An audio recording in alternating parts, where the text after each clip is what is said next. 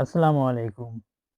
তো গাইস আজকে আমি আপনাদের টক বরের আচার বা আমাদের এলাকায় এটা সানা বলা হয়। তো সেই আচার বা সানা কিভাবে করতেছি সেটা আপনাদের দেখাচ্ছি। তো আমরা ১ম এ বরটাকে সুন্দরভাবে ধুয়ে নিয়েছি।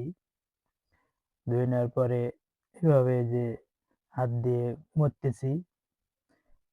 মথানোর পরে ঝাল এবং ধনা এগুলা দিয়ে সুন্দরভাবে আচারটি মেখে নিচ্ছি। মাখানোর পরে ওই যে আপনারা দেখতে পাচ্ছেন এই যে সুন্দরভাবে মাখতেছি। আমি নিজেই আচারটি বানাইতেছি। আপনারা দেখুন।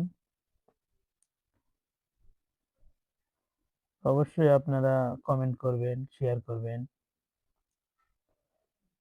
তো মাখানো শেষ। হালকা একটু চিনি দিয়েছি। টেস্ট করে দেখতেছি কেমন হয়েছে।